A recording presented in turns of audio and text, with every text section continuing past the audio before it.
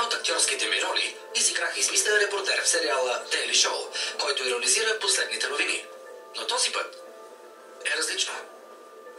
Тези животни са били на паша, като това вдясно с теленцето.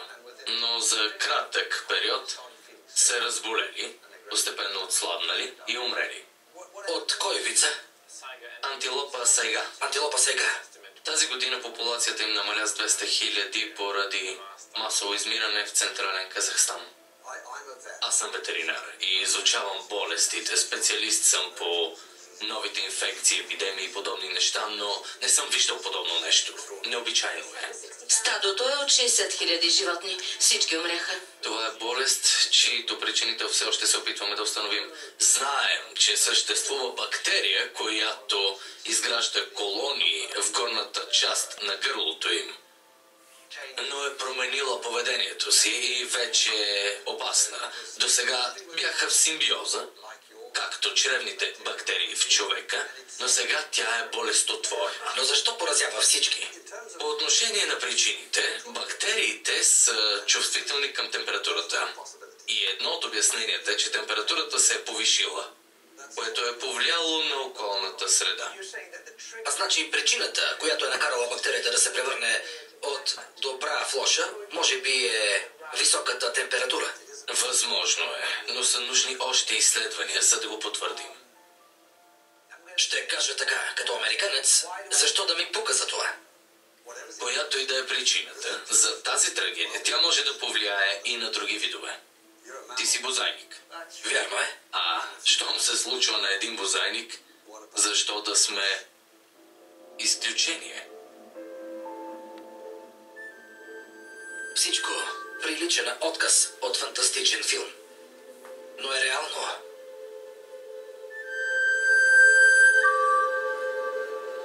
Какво друго причиняват климатичните промени на животните?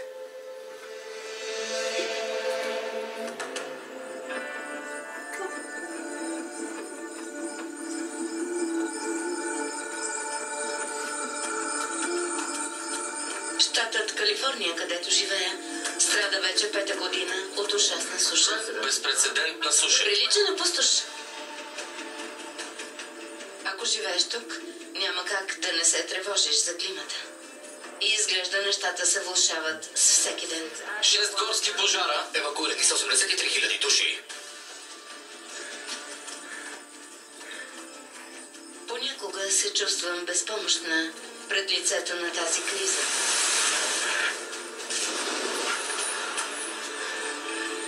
Но вероятно можем да вземем мерки. Търся решение на климатичните промени. То трябва да е мащабно и неотложно.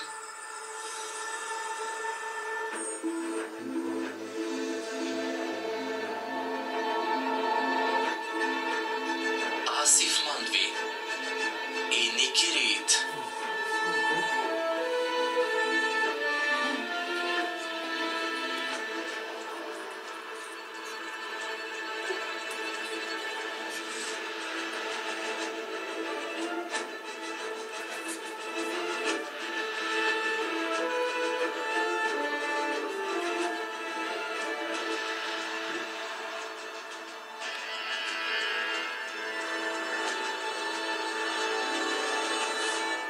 Във филма "Опасен живот" по идея на Джоел Бах и Дейвид Гелбър.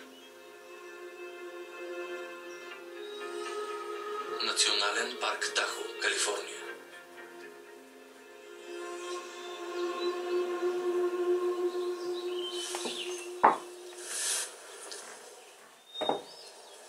И за какво точно се ослушваме? Ами, има два вида зов. Единият е краткият звук, който звучи така.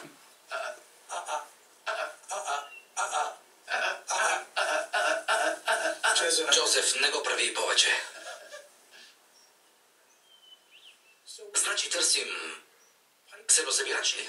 Да, от пискуните. Разкажи за пискуните. Те са от разред зайцевидни, не понасят високите температури, затова живеят само в планините. Ето го. Прекрасно. Това беше хубав дълъг зов.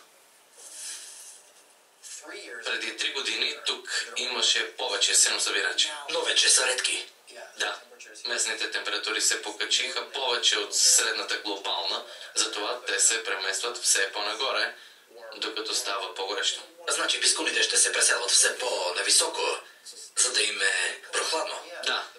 Проблемът е, че в миналото климатът се променял постепенно и видовете имали време за миграция и смяна на ареала. Сега, ако се съобразим с скоростта им на преселване и необходимото време между поколенията, те няма да смогнат на темпото и няма да се преместят на север на време.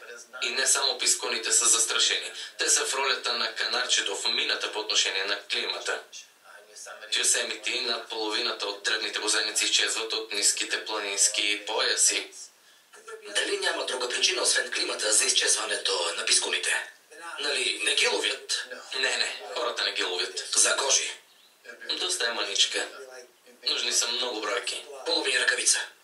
Максимум. В този случай изглежда е само промяната в климата и няма друго обяснение. Всички доказателства сочат натам. Ще бъда честен. До сега не бях чувал за пискун. Но вече се разтревожих за този маник. Някои видове обитават така наречените планински острови. Ако климатичните промени изтласкват планинските видове в по-висок хабитат, дали не влияят по друг начин на фауната по света?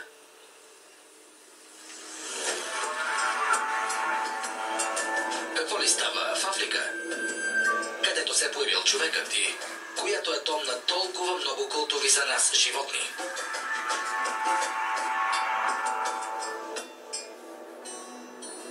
Лос-Анджелес, Калифорния. Аз съм актриса и защитник на животните. Но напоследък се заинтересувах от климата, защото е единствената най-голяма заплаха за всички ни. Наскоро научих за данъка върху въглерода. Решение, за което говорят всички хора. Трябва да въведем данък върху въглерода. Въглеродният данък е важен за намаляването на емисиите. Зелената енергия, изкопаемите и въглеродният данък са началото на обрата.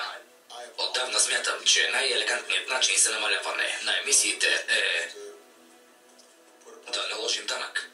Данък върху въглерода? Какво означава това? Научих, че един човек в града може да ми го обясни. Благодаря ви, казвам се Йоран Бауман и се явявам тук като единственият гастролиращ икономист на света. В тази роля мога да се надявам само на едно нещо и то е ниски очаквания. Иначе в своята работа се занимавам с климатичната промяна и въглеродния данък и как да използваме икономически инструменти за екологични цели. Макар да изнесох тази реч пред консерватори в Минесота, един слушател сподели, че каза, климата било най-смешното. Климатичната промяна е съкрушителна. Научих за възможното решение чрез данък върху въглерода, но не осъзнавам напълно какво представлява. Концепцията е да намалим замърсяването, като то се заплаща. И всъщност е една много проста идея. Да плащаме повече за лошите неща и по-малко за добрите. Да променим данъчната система, така че изкопаемите горива и продуктите от тях да са по-скъпи. А, например, екологичните продукти да са по-евтини.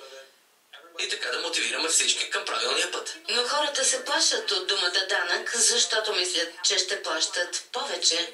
Какво ще кажем на тези хора? Промяната на данъците не означава наказания. Ще има по-високи данъци за въглерода, но те ще се компенсират от ниски данъци върху приходите, продажбите и всичко, което искаме да поощрим в икономиката. Майка ми е пушач и помня увеличението на акцизите, както и че това промени живота на мнозина и им повлия при вземането на решения. Идеята е подобна на данък върху порока, като акциз за цигари, за алкохол, така използваш данък за промяна на общественото поведение. Не говорим за огромни реформи, а за финно настройване на данъчната система. То ще предизвика отзвук, който ще промени света.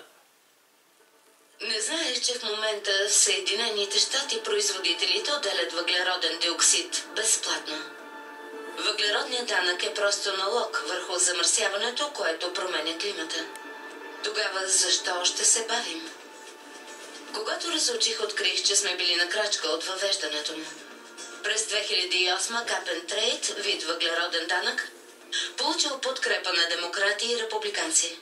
Предложеният енергиен закон най-сетне ще създаде комплекс стимули, които ще задвижат прехода към чиста енергия в нашата икономика. Щом обложите въглерода по разумен начин, зелената икономика, за която пленуваме, най-сетне ще процъфти. Но индустрията за изкопаеми горива е сред най-печелившите в човешката история и през 2009 отвърна на удара, като организира протести срещу данъка и похарчи над $200 милиона за реклами.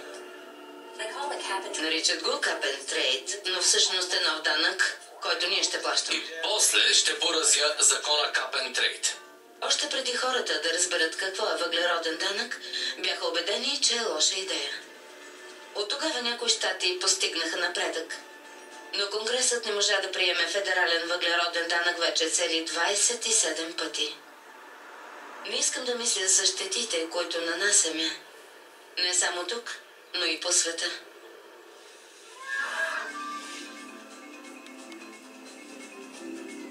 Национален парк Амбосели, Кения.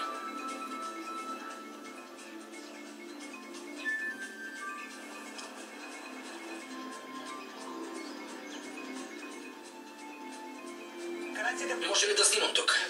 Да, може. Удивително е да присъствам тук и да видя живите образи на любимите ми анимационни герои. Всички наведнъж. Ще видим много дивеч в Амбосели. Но слоновете се чувстват най-добре тук. Така ли? Да. Водачът ми каза, че из цяла Африка слоновете изчезват заради многото браконьери, мотивирани от контрабандата на слонова кост. Но в Амбосели екозащитниците са успели да запазят парковата популация сравнително стабилна. Нора Анджерайни работи с животните от 30 години. Те си са едно семейство. Точно така. И другите ли? И те. Двете семейства заедно ли са? Да, защото са от една и съща територия. Да, сега се поздравиха. Когато се срещнат, надават вой за поздрав. Да, и движат ушите. Пак, пак, пак. Значи се вълнуват. Да. Срещате се и се просълзявате от радост и се прегръщате и сте щастливи. Това е Адам. Обичам го, защото ми е любимец. Знаеш имената им? Да, женската с малкото е Кейт. Добре. Виж как мъжкият я охранява. Адам, защото сега е разгонена. Разгонена е. Разгонена е. А този мъжки какво прави? Майя заглежда. Чака подходяща възможност. Значи като клуб в Ню Йорк. Именно. Един младеж е с мацката, а другият се навърта и чака с надежда първият да се провали. Виж какво става. Какво? Младият мъжки на име Оголули се промъква. Промъква се. Иска да се докопа. Ето го, затейства се. Пред очите на Адам ли го прави? Да, но Адам няма да го допусне. Няма да стане. Иначе вече няма да е нейният приятел. Ще го изрита. С бивни. Ясно, провал. Да. Кое е най-важното, което трябва да знаем за слоновете? Слоновете притежават индивидуалност. Скучният, активният, приказливият. Точно като нас. И толкова много се обичат. Господи, да можеха и хората да се разбират така. Нора ме отвежда в слонския тръст на Амбосели, известен изследователски лагер. Момент, Нора, какво е това? Прилича ми на гробище. Когато слонът умре, прибираме долната челюст и я маркираме, за да го разпознаваме. Как са умрели те? Дали... Повечето от тях загинаха при сушата през 2009. Сушата убила тези слонове сред най-тежките в историята на Амбосели. От 2006 са изредили 3 години с много малко валежи, а през 2009 пролетният дъжд така и не се изсипал. Слонският тръст съществува от 70-те години. Нора ме запознава с колегата си Филис Ли, която работи тук от десетилетия и днес е научният директор. Филис, тези слонове са умрели заради сушата, липса на вода. Не е така. Сушата означава различни неща. Главно означава, че има много слаби валежи от дъжд. При липса на дъжд нищо не расте. Слоновете загинаха от глад. Храната не им достигаше. През 2008-2009, ако погледнахме натам, виждахме само пустош, прах. Само прах. Нищо друго. 2009. Колко слонове изгубихте? Ами, Не ти лично. приемам го за лична загуба. Вероятно е така. Защото ги познавахме и изгубихме около 200 слончета и почти всички зрели женски глави на семейства и това беше просто ужасно. Защото ги познавахме от началото на проекта през 72-а. И представи си как животни, които познаваш и следиш 40 години, виждаш, че колабират и умират. Майката се опитва да вдигне малкото, да се съвземе, да продължат. Но то не може, безпомощно е. Беше ужасно. Бях на ръба да се откажа от работата. Не можете ли с нещо да им помогнете? Не, нямаше как. Сушата беше много тежка, защото се проточи и беше сурова. Смятаме, че подобни явления ще зачестят. Тогава какво е решението? Ами, мисля, че е късно. Твърде късно? Да. Слоновете са част от една глобална екосистема. Всяко човешко действие в дадена точка засяга цялата фауна. Това е нещо, което и аз сега осъзнавам, а именно силната взаимовръзка между събитията в единия край на планетата и тези в другия. В Калифорния видях как температурите преместват хабитата на пискуните. Тук в Кения сушата е убила толкова слонове. Оказва се, че валежите в Амбусели са спаднали с 29% през последния век. Знаем, че въглеродните емисии затоплят океаните, а проучванията свързват това явление с очестени и сурови суши именно в Африка. Смъртта на толкова много същества. Къде ще свърши всичко това?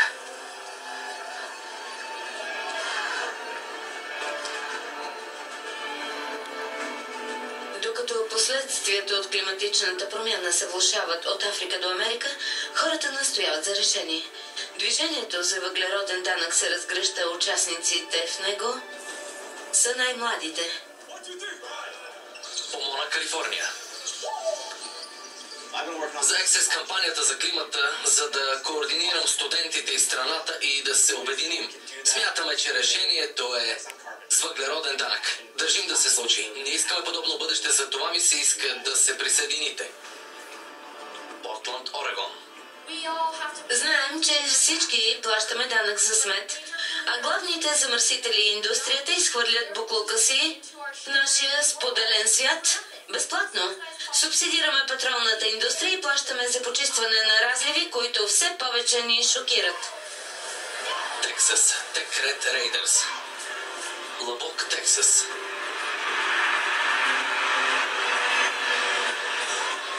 Отдавна се шири мнение, че на младите изобщо не им пука. Време е да променим това и да покажем, че ние, тексаските Текрет Рейдърс, ще застанем начало на битката, за да облегчим климата. Затова смятам да поведа кампания в кампуса за въглероден данък. Сред роднините ми има нямаше да постигнат това, което са постигнали без петролната индустрия. И е трудно да им кажа, че ще им отнема работата. Прехраната на някои хора е застрашена покрай тази тема, но климатичните промени ще засегнат всеки от нас. И ние сме последното поколение, което може да помогне.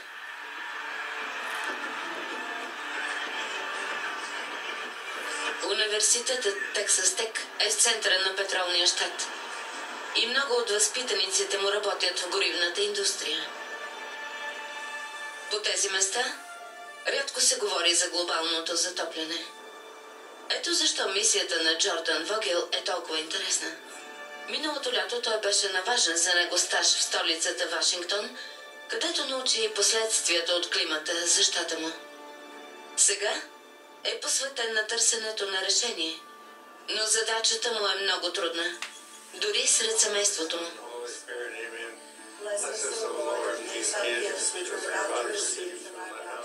Christ our Lord.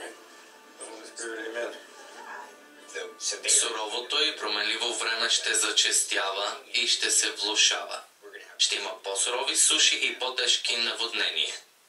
Така е. Това, което искам да инициирам в университета е да образовам студентите относно климатичните промени и решението, което аз и други предлагаме, а именно въглероден данък. Защото как най-лесно ще се откажеш от една стока, ами увеличи цената й. Данък. Кой ще го плаща? Петролните компании. Проблемът е, че казваш петролните компании, но те ни осигуряват продукт и по-точно бензин. Няма спор. И така цената му ще се качи. Все пак, ако вдигнат разходите им, те ще оскъпят бензина за нас. Да, разбира се, и знаем, че това ще е последствието от въглеродния данък. Но крайната ни цел е един ден зелената енергия да е най-евтиното решение. Ако разполагаме с чиста енергия за същите разходи като изкопаеми горива, ще я използваш ли? Разбира се. А имаш ли достъп до нея? Сега. Очевидно с баща ти сме на друго мнение и го знаеш. Нуждаем се от изкопаеми горива за автомобилите. Неизбежни са. Навлизаме в нова ера за планетата, татко, и за цивилизацията. Не сме се сблъсквали с подобен проблем преди. Днес Джордан ще изложи тезата си в университета с надежда да спечели привърженици. Тъй като родителите му не са убедени, той покани и тях. Здравейте, казвам се Джордан Вогел и ще ви запозная с климатичните промени. Вече познаваме последствията в Тексас. Но има решение на проблема. Данък върху въглерода. Израснал съм сред земеделци и този данък ме тревожи. Как ще се справим, ако измисляме нови данъци? Не забравяйте, че изхранваме нацията. Ако не реагираме, по-суровите суши и наводнения ще съсипят фермерството. Бездействието ще ни струва скъпо. Говорим за повишаване нивото на морето с 1-2 метра след 100 години, което ще прогони стотици милиони хора. Именно тези неща ме карат да се мотивирам и започват да ме плашат. Въглеродният данък е несправедлив. Думата данък внушава, че нещо ще ми бъде отнето. Аз ще попитам, как ще коментираме Китай, който е 3-4 пъти по-голям? Повечето държави в света са съгласни да ограничат емисиите с даден процент. В Китай провинциите му вече има такъв данък. По-рано споменахте за влиянието на промените в Тексас. Но Тексас е сред лидерите в производството на петрол и газ. Смятам, че ако компаниите са принудени да ограничат приходите заради въглеродния данък, ще ограничат работните места. Тексас. Това е справедлив въпрос. Ами ако е прав?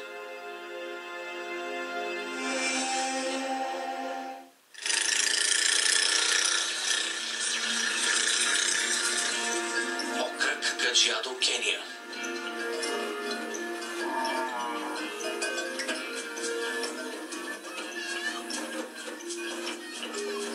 Племето Масаи обитава Кения от 15 век.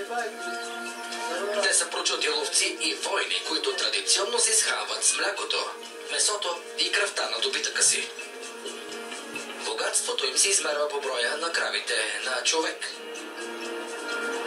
Срещам се с старейшината Даниел Ледареш, за да науча повече за събитията тук. Здравей, Даниел. Здравей, как си? Асиф. Даниел. Приятно ми е. Това е селото ми. Заповядай. Благодаря. Имате ли крави у вас? В страната ми има, но аз нямам.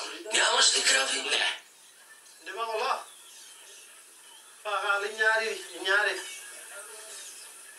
Колко крави притежаваш?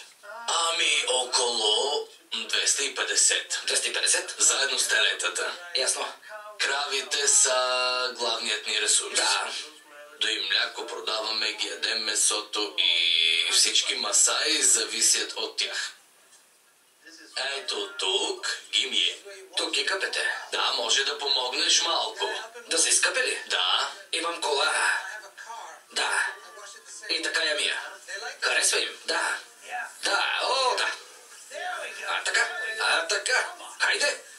Сякаш съм роден за това. мисля, че имаш крави.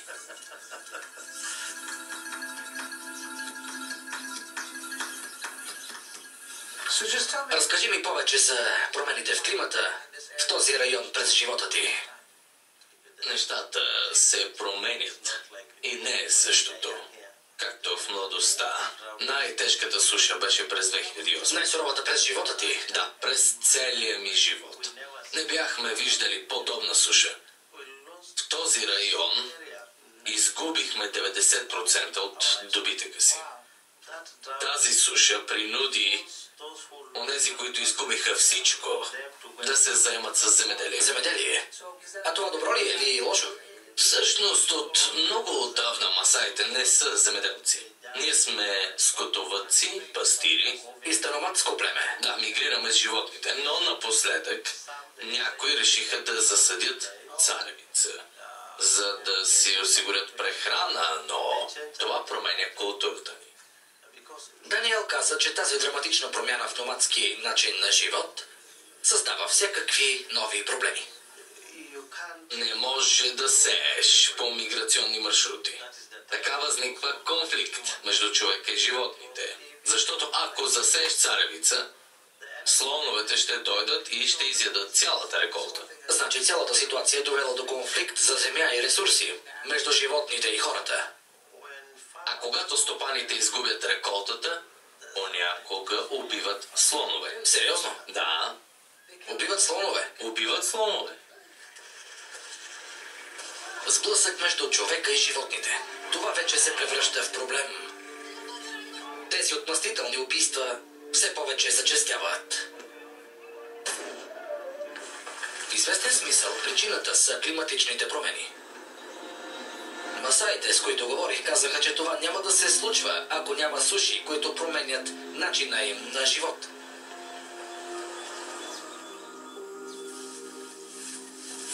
Стивън е масай, който вече не е пастир, след като сушата уморила кравите му. И така, разкажи ми какво стана. Това е моята шамба, фермата ми.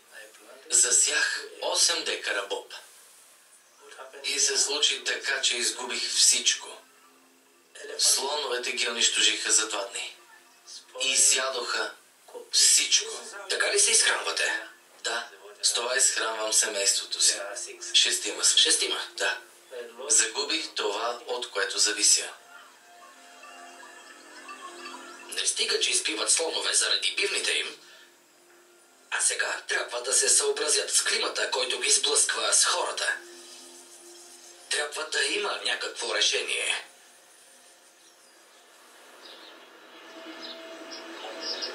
Имотни щети за 2,6 милиарда долара, унищожени реколти за 2 милиарда долара, общите щети за американската икономика за 25 милиарда долара.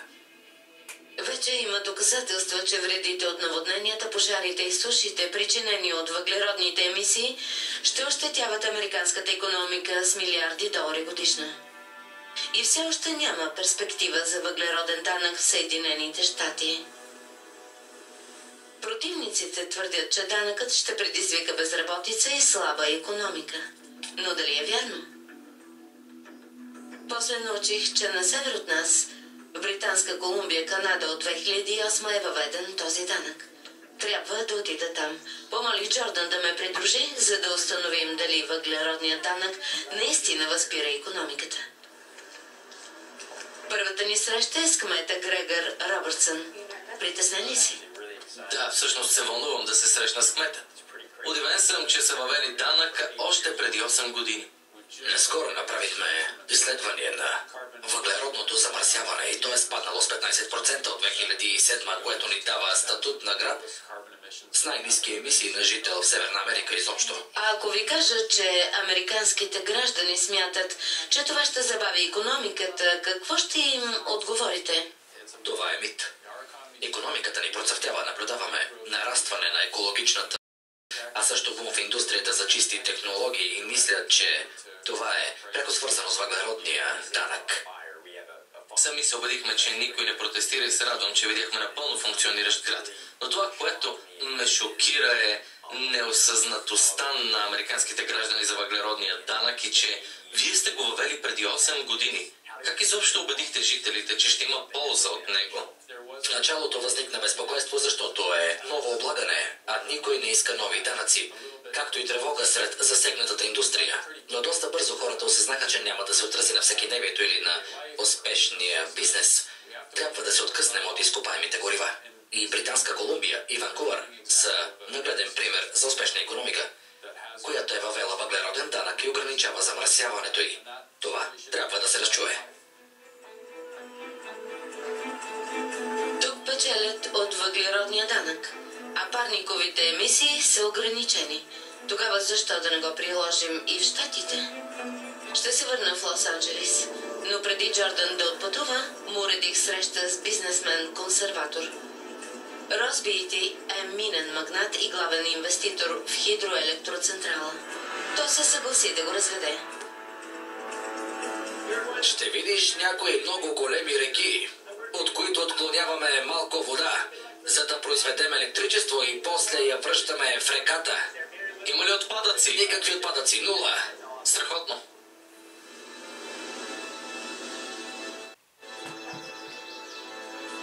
Ванкувър, Канада. Предполагам, че повечето успешни бизнесмени като вас ще бъдат против въглеродния данък. Имам 5 деца и вярвам в бъдещия, по-чисти, екологичен свят. Напълно съм убеден, че въглеродът влияе негативно на атмосферата, а също и на океана. И животът на децата ми ще се влоши, освен ако не вземем мерки сега. В Америка една от причините да не приемаме подобен данък е консервативната опозиция. Аз съм от консервативен щат и семейството ми е консервативно и разбирам тревогите им относно такъв допълнителен федерален данък. Въглеродният данък е консервативно решение, защото е пазарно ориентирано. Чрез него замърсителите плащат. Докато не обложим въглерода подходящо, реално субсидираме вредните емисии. Това е принцип, който никой истински консерватор не би трябвало да поддържа. Повечето възобновяеми източници не може да се борят с ефтиния петрол и газ. Да, всяка добивна компания не плаща истинската цена на въглищата, газта или петрола. Те не плащат на обществото за климатичните промени, екстремното време, по-високите застраховки, здравните проблеми на хората, дишащи мръсен въздух. Така че въглеродният данък води до по-високи цени на това електричество. И ако го сравниш с слънчевата или вятърна енергия, те ще се окажат равностойни или по-евтини от въглищата. Едно от нещата, които ме радват в Тексас е, че най-сетне се възползваме от потенциала ни за вятърна и слънчева енергия. Ами, те са пред нас. Енергията от природата, която е чиста и възобновяема, Джордан. Замисли се над понятието «тя е вечна». Мисля, че обществото осъзнава цената на въглеродното замърсяване. И учени и политици в целия свят са единодушни за това. Въглеродният данък е начин да отстраним проблема. Тази година канадското правителство огласи национален план за въглеродно облагане, което значи, че мерките в Британска Колумбия ще бъдат наложени в цялата страна. Това не е само тук, а се случва в целия свят. Дори американските медии го съобщават. Почти 40 държави на 20 щата, провинции и градове облагат въглерода. Дали техните икономики преживяват големи затруднения? С една дума – не.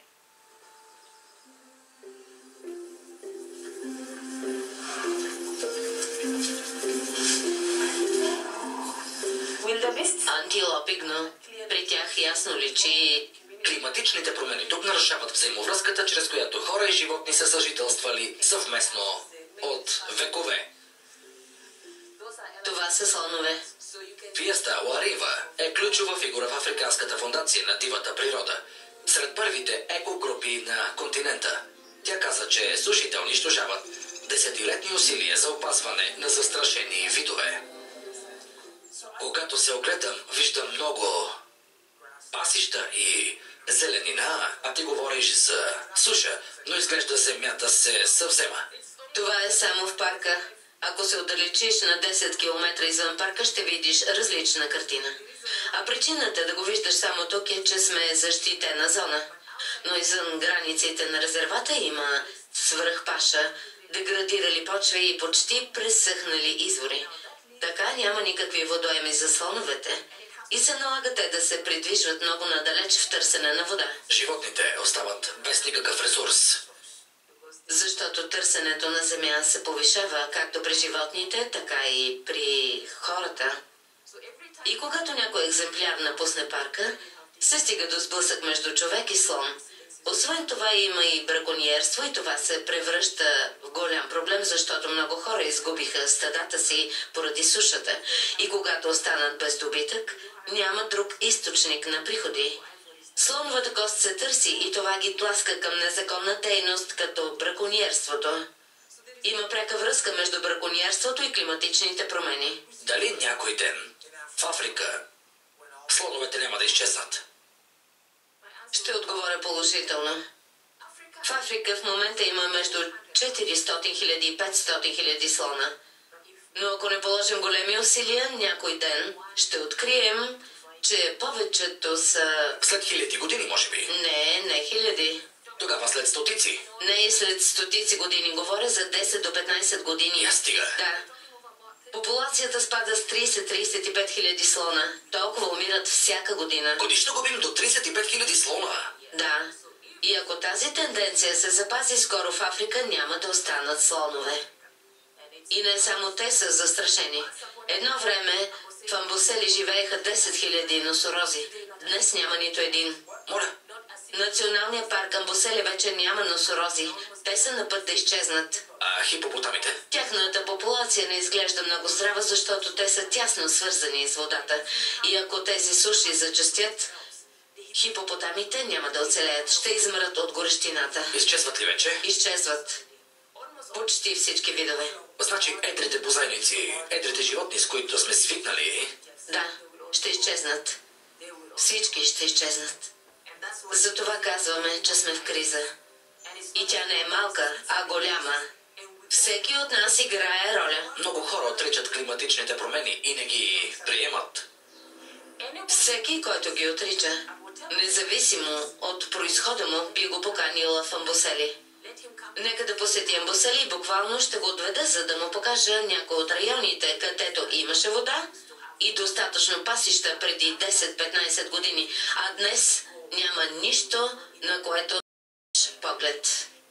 Купнея светът да узнае, че климатичните промени се случват и са реалност. А за да вземем мерки срещу тях, трябва да поемем отговорност. Независимо дали си масаи в Амбусели или американец в Ню Йорк, отговорността е наша.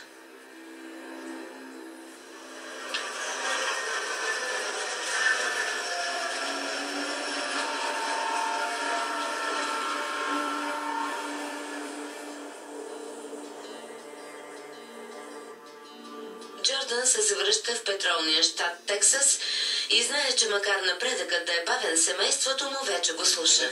Живеем в земята на свободните, но действията ни засягат другите. Като не правиш нещо, ти обричаш хората, а за мен това е тежка етична битка, защото те нямат контрол над събитията и са просто подвластни на тази съдба. Но мога да работя за промяната, като се опитам поне да пропагандирам решението, в което вярвам. Трябва да вземем мерки и Америка да е начело. Ако ние не заемем позиция и не заявим, че ще го направим, тогава най-вероятно няма да се случи. Така че ще призная, че съм на твоя страна и ще ти помогна. Помниш ли какво повтаряме често с майка ти? Комуто много е дадено, много и ще се изисква. Затова се гордем с това, което правиш. Благодаря. И ще добавя, че вие ми осигурихте толкова спокоен и охолен живот и искам и другите да го изживеят. Така че това нещо ме мотивира силно. Като човек, католик, американец. И както знаете, изпитвам нужда да направя всички тези неща. И вашата подкрепа е важна за мен. Имаш семейната подкрепа. Определено.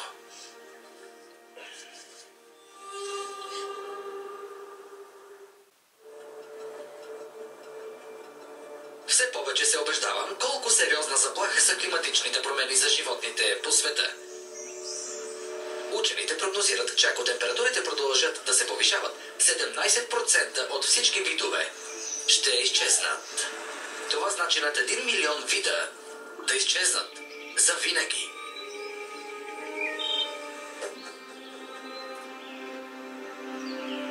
Всяко откритие, което правя, води към нов и по-ужасяващ въпрос. Какво ще се случи, ако настъпи подобно масово измиране? Биологът Дъг Макхоли и колегите му в изследователския център Мпала в Кения търсят отговор на същия въпрос. Хипопотамите са много по-големи, отколкото си мислех. Да, едри животни са. Едни от най-големите в Африка. А колко екземпляра са останали в тропическа Африка? Всъщност, хипопотамите в Африка са по-малко от слонове. Сериозно? Да. И не биват да изчезват, защото са в ролята на изключително важни крайъгълни камъни за цялата фауна, която се крие в реките. Защо? Те прекарват цял ден във водата, а през нощта кръстосват по брега и пасат тези храсти и трева. И може да кажем, че наподобяват гигантски косачки, а когато се върнат в реката и я наторяват. Техните изпражнения... Значи цял ден седят. Това е удивително. Значи ядат цяла нощ, а през деня спят ягат. Напомнят ми на 3-годишното ми дете. Хипопотамските барбонки вдъхват живот на реките, като храна за рибите и за насекомите, и ако тези хранителни вещества намалеят и рибата ще намалее, хранителната верига в тази река ще се разклати и съответно всичко ще умре.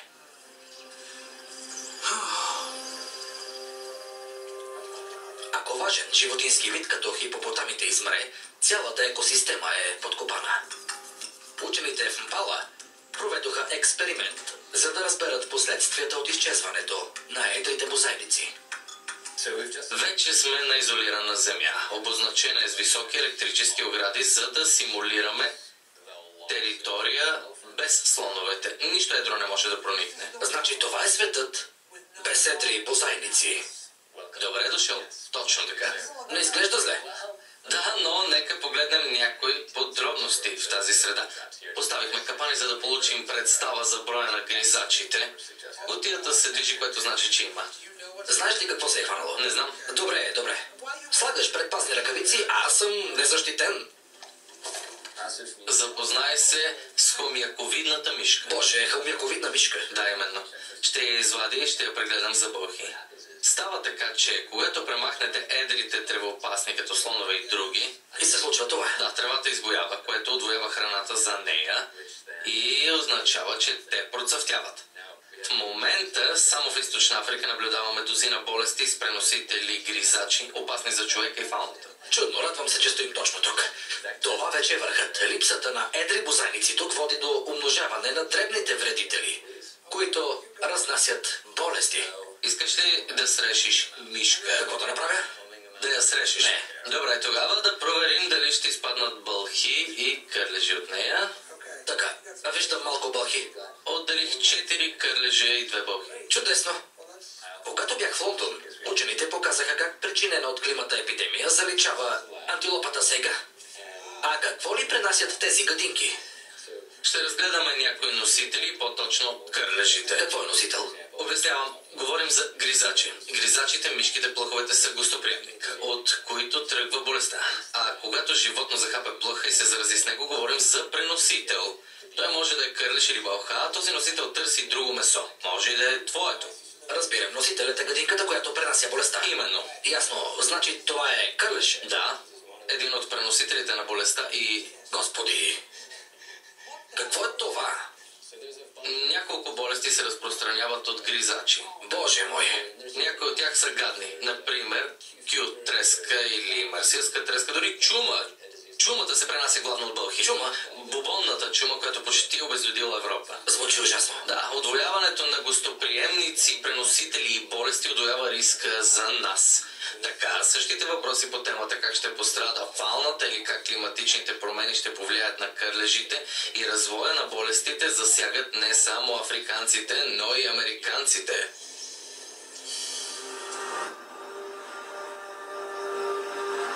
Това е невероятно. Идеята ми беше да науча как промяната в климата предизвиква изчезването на животинските видове.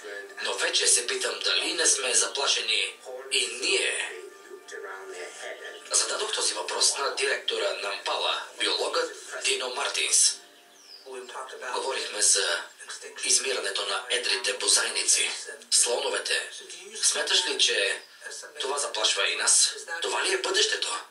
Подобно измиране? Разбира се. Невъзможно е да се каже колко време ни остава, но определено, ако изгубим всички едри бозайници на планетата, освен онези отглеждани за храна, ще наблюдаваме екологично развитие, което ни тласка към много бърз срив. Мисля, че хората арогантно смятат, че може да унищожим останалите същества и да оцелеем. Но ще добавя, че в природата всичко се връща. И ако нарушим и унищожим света, ще понесем последствията за това.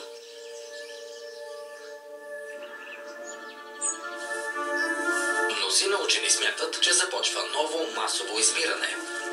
Равносилно на онова заличило динозаврите, но този път причината сме ние. Остава ми една последна спирка, преди да напусна Кения. Това са последните 3 судански бели носорози в света. Всеки притежава въоръжена охрана. Ето, докъде стигнахме. Досегашните опити да ги размножат се провалиха. И когато 3 екземпляра умрат, видът ще изчезне. Трудно е да погледнеш в очите на това животно и да не видиш нашето бъдеще.